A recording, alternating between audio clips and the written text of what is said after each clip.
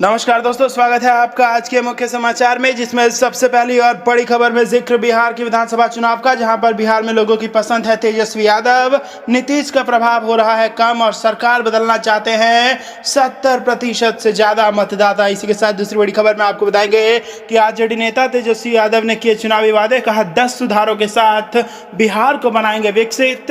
और तीसरी बड़ी खबर में जिक्र होगा कि नकदी और शराब की आवाजाही रोकने के लिए 11 स्टेशनों पर स्टैटिक सर्विलांस टीम तैनात कर दी गई है। जी हां दोस्तों, चुनाव को ध्यान में रखते हुए यह काम किया गया है। हर एक खबर की गहराई में आपको ले जाएंगे, लेकिन उससे पहले आपसे एक सवाल, कौन बनेगा बिहार का मुख्यमंत्री? Option A Tejashwi Yadav, option B Chirag Paswan, option C Nitish Kumar और ऑप्शन डी कोई अन्य, कोई और। जी हाँ दोस्तों, ABCD में आप हमें कमेंट करके अपनी राय जरूर बताएं और दोस्तों अपने नेता को समर्थन दें। और हम ऐसे आपके लिए ओपिनियन पोल लाते रहते हैं, तो हर एक ओपिनियन पोल के नतीजों के लिए आप पहले इस वीडियो को लाइक कर लें, लाल बटन को दबा के चैनल को फ्री में सब्सक्राइब कर लें और घंटी बजा दें और कमेंट में अपनी राय हमें जरूर बताएं। दोस्तों रुक करते हैं तमाम बड़ी खबरों की तरफ। बिहार में लोगों की पसंद है तेजस्वी, नीतीश का प्रभाव कम, सरकार बदलना चाहते हैं 70% से ज्यादा मतदाता। जी हां दोस्तों, बिहार ओपिनियन पोल सर्वेक्षण से पता चलता है कि बिहार के मुख्यमंत्री के तौर पर राज्य के लोग नीतीश कुमार से प्रभावित नहीं हैं, लेकिन उन्हें तेजस्वी काफी पसंद है। लोगों से जब तेजस्वी के प्रदर्शन को लेकर सवाल किए गए तो 70% लोगों ने उन्हें अच्छे श्रेणी में रखा, और जब यही सवाल नीतीश कुमार के बारे में पूछा गया तो केवल 10% लोगों ने ही माना कि नीतीश कुमार बिहार के मुख्यमंत्री के तौर पर अच्छे हैं, जबकि 60% उत्तरदाताओं ने उनके प्रदर्शन को खराब बताया। हमारे चैनल के सर्वेक्षण के हिसाब से बात करें, आरजेडी को बहुमत मिलने के आसार हैं और वो इस स्थिति में हो सकती है कि सरकार बना सके। यह निष्कर्ष और इस पर आधारित अनुमान बीते 7 दिनों के दौरान राज्य में पूर्ण वयस्कों खासकर मतदाताओं के बीच किए गए सर्वेक्षण में है। बीते 7 दिनों के दौरान नमूने लिए गए हैं। इसमें राज्य के सभी जगहों के लोगों से राय ली गई है। इसमें त्रुटि या किसी भी तरह की कोई गलती होने की संभावना काफी कम आंकी गई है। बिहार में विधानसभा के 243 सीटों के लिए चुनाव इस साल 28 अक्टूबर से 7 नवंबर के बीच 3 चरणों में होंगे। चुनाव आयोग ने दिल्ली में शुक्रवार को घोषणा की कि 10 नवंबर को वोटों की गिनती की जाएगी। बिहार ओपिनियन पोल सर्वे के अनुसार अगले महीने बिहार में होने वाले चुनाव में 50% से ज्यादा मतदाता सरकार बदलना चाहते हैं। सर्वेक्षण के अनुसार करीब 70% मतदाता सरकार से नाखुश हैं और वे बदलाव चाहते हैं, जबकि 20% सरकार से नाराज हैं। मात्र 10% मतदाताओं ने कहा कि वे नाराज नहीं हैं और ना ही वे सरकार को बदलना चाहते हैं। जेडीयू ने राजद और कांग्रेस के साथ गठबंधन में 2015 का विधानसभा चुनाव लड़ा और सत्ता में आ गई। महागठबंधन के नेता के रूप में नीतीश कुमार मुख्यमंत्री बने, लेकिन बाद में उन्होंने राजद का साथ छोड़ सरकार बनाने के लिए भाजपा से हाथ मिला लिया। सर्वेक्षण में 50,000 सैंपल का प्रयोग किया गया है और सर्वेक्षण की अवधि 21 सितंबर से 28 सितंबर के बीच की है। सर्वेक्षण में सभी 243 विधानसभा क्षेत्रों को शामिल किया गया है।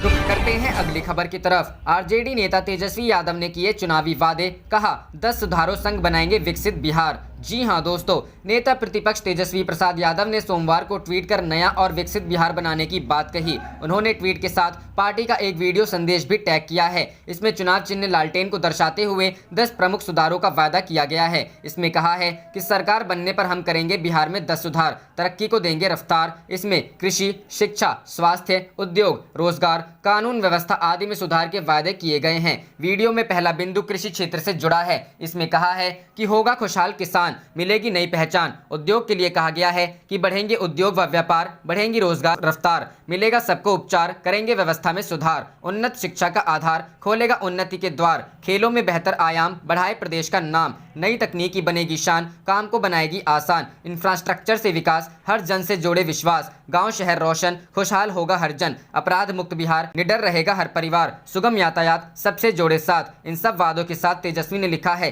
कि आप और हम बिहार सक्षम, आपके आदेश से, आपके सहयोग से मिलकर बनाएंगे नया बिहार, विकसित बिहार। बोले बेरोजगारी का केंद्र बना बिहार। वहीं एक अन्य ट्वीट में उन्होंने कहा कि 15 वर्षों की एनडीए सरकार से बिहार में नौकरी मांगना गुनाह है। कहा कि नीतीश कुमार और भाजपा ने मिलकर विश्व में बिहार को बेरोजगारी का केंद्र बना दिया है। उन्होंने कहा कि युवा विरोधी सरकार से हक मांगो तो लाठी मिलती है।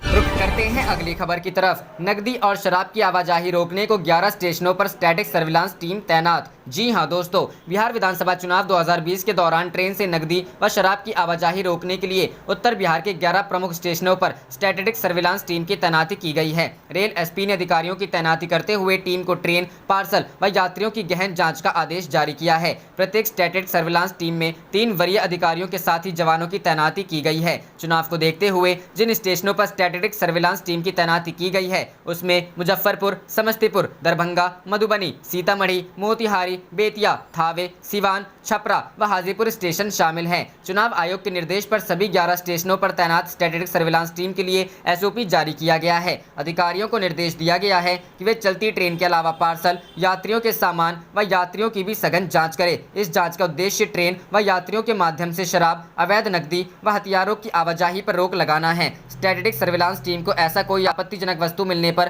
त्वरित कार्रवाई करने व वरीय अधिकारियों को इसकी सूचना देने का आदेश दिया गया है। यह टीम उत्तर बिहार से होकर देश भर में आने जाने वाली ट्रेनों की जांच सुनिश्चित करेगी। रुख करते हैं अगली खबर की तरफ। राजद ने दिया उपेंद्र कुशवाहा को दिया बड़ा झटका, पार्टी के प्रदेश अध्यक्ष को किया अपने पाले में। जी हां दोस्तों, महागठबंधन में तेजस्वी यादव के नेतृत्व को नकार कर वहां से निकले रालोसपा प्रमुख उपेंद्र कुशवाहा को राजद ने 28 सितंबर सोमवार को जोरदार झटका दिया। उपेंद्र की पार्टी रालोसपा के प्रदेश अध्यक्ष भूदेव चौधरी को राजद ने अपने पाले में ले लिया है। नेता प्रतिपक्ष खुद तेजस्वी यादव ने रालोसपा के प्रदेश अध्यक्ष भूदेव चौधरी को राजद में शामिल कर लिया। यह उस समय हुआ जब उपेंद्र कुशवाहा नए सिरे अपने ठिकाने को ले मंथन कर रहे हैं। राष्ट्रीय लोक समता पार्टी महागठबंधन से अलग हो गई है। वर्तमान में उपेंद्र कुशवाहा दिल्ली में एनडीए के साथ गठबंधन की राह तलाश रहे हैं। इधर आज ही बिहार में बने तीसरे मोर्चे में भी उनके शामिल होने की चर्चा जोरों पर है। भूदेव चौधरी को रालोसपा ने पिछले वर्ष 2019 के अक्टूबर में ही पार्टी की प्रदेश इकाई की कमान सौंपी थी। तेजस्वी ने भूदेव चौधरी को अपने आवास पर राजद की प्रदेश अध्यक्ष जगदानंद सिंह की मौजूदगी में पार्टी की सदस्यता दिलाई। उपेंद्र कुशवाहा सोमवार को दिल्ली से पटना लौट आए। उन्होंने पार्टी के प्रमुख साथियों के साथ चुनाव अभियान पर चर्चा की। रुख करते हैं अगली खबर की तरफ। आरजेडी में शामिल होते ही लवली आनंद ने नीतीश सरकार पर लगाए गंभीर आरोप।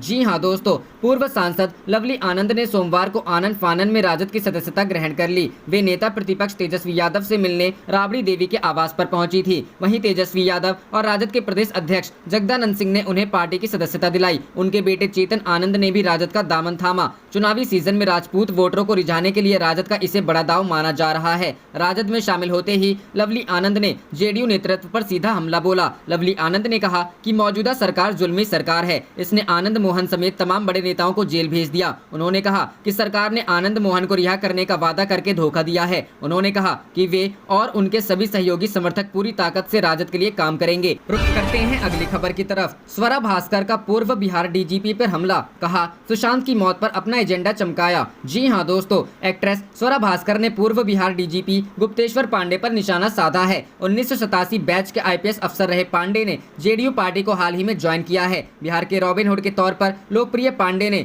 सुशांत सिंह राजपूत मामले में बिहार के मुख्यमंत्री नीतीश कुमार को लगातार डिफेंड किया है और उन्होंने इस मामले में सीबीआई जांच का भी सपोर्ट किया था। 1987 बैच के आईपीएस अफसर रहे पांडे ने जेडीयू पार्टी को हाल ही में ज्वाइन किया है। माना जा रहा है कि वे अगले महीने होने जा रहे बिहार विधानसभा चुनाव की तैयारी कर रहे हैं। स्वरा ने पांडे की इस मौका परस्ती पर भी निशाना साधा है। इस खबर पर रिएक्ट करते हुए स्वरा ने लिखा, चलिए यही था किसी के दुखद अंत पर अपना एजेंडा चमकाना। गौरतलब है कि बिहार डीजीपी गुप्तेश्वर पांडे सुशांत केस के चलते काफी सुर्खियों में रहे हैं। उन्होंने बीएमसी द्वारा आईपीएस अफसर विनय तिवारी को क्वारंटीन किए जाने पर मुंबई प्रशासन की कड़ी आलोचना की थी। इसके अलावा उन्होंने ये तक कह दिया था कि रिया चक्रवर्ती की औकात क्या है। रुख करते हैं अगली खबर की तरफ। सरकार के खिलाफ गोरखपुर में भारतीय किसान यूनियन का बड़ा प्रदर्शन, किसान कानून वापस लेने की मांग। जी हां दोस्तों, किसान बिल को लेकर पूरे देश में विरोध हो रहा है। भारतीय किसान यूनियन ने गोरखपुर में विभिन्न मांगों को लेकर विरोध मार्च निकाला। गोरखपुर के प्रमुख गोलघर से विरोध मार्च के रूप में पद यात्रा निकालते हुए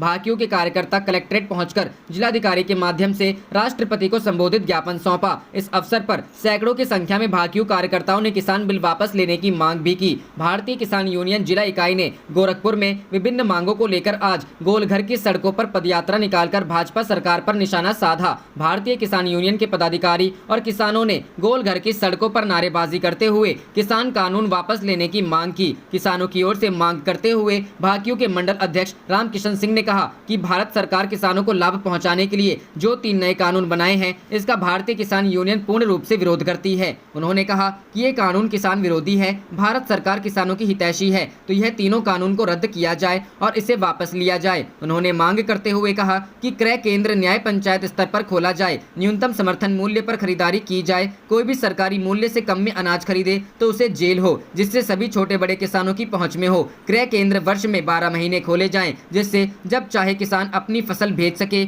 और उसका पैसा खाते में तत्काल पहुंच जाए। रुक करते हैं अगली खबर की तरफ। महाराष्ट्र कांग्रेस ने एनडीए पर साधा निशाना, कहा गुप्तेश्वर पांडे को टिकट मिलना होगा तकलीफ दे। जी हां दोस्तों, बिहार चुनाव की तारीखों के ऐलान के बाद सभी पार्टियों ने अपनी कमर कस ली है। ऐसे में महाराष्ट्र कांग्रेस ने सोमवार को जेडीयू पर तंज कसते हुए हमला किया। जेडीयू पर साधा निशाना। महाराष्ट्र कांग्रेस ने बिहार के पूर्व डीजीपी गुप्तेश्वर पांडे को लेकर जेडीयू पर निशाना साधा है। उन्होंने कहा कि मुंबई पुलिस का अपमान करने वाले बिहार के पूर्व डीजीपी गुप्तेश्वर पांडे को टिकट देती है तो यह बहुत तकलीफ देह होगा, खासकर तब जबकि राज्य में भाजपा के चुनाव प्रभारी महाराष्ट्र के पूर्व मुख्यमंत्री देवेंद्र फडणवीस हैं। महाराष्ट्र कांग्रेस के प्रवक्ता सचिन सावंत ने ट्विटर पर लिखा कि फडणवीस यदि पांडे की उम्मीदवारी का विरोध नहीं करेंगे तो महाराष्ट्र की जनता उनसे कई सवाल पूछेगी। आपको बता दें कि बीते रविवार को ही बिहार के पूर्व डीजीपी गुप्तेश्वर पांडे ने जेडीयू का दामन थाम लिया है। नीतीश कुमार की पार्टी जनता दल यूनाइटेड की सदस्यता ग्रहण करने के बाद गुप्तेश्वर पांडे मीडिया से मुखातिब हुए। उन्होंने कहा कि मुझे खुद सीएम ने बुलाया और शामिल होने के लिए कहा। पार्टी मुझसे जो भी करने को कहेगी मैं करूंगा। मैं राजनीति नहीं समझता, मैं एक साधारण व्यक्ति हूं जिसने अपना समय समाज के दलित वर्ग के लिए काम करने में बिताया है। जाने से पहले आप इस वीडियो को लाइक कीजिए और इस लाल बटन को दबा के इस चैनल को फ्री में सब्सक्राइब करके घंटी बजा लीजिए। आप देख रहे थे आपका अपना चैनल धड़ाधड़ न्यूज। जय हिंद, जय भारत।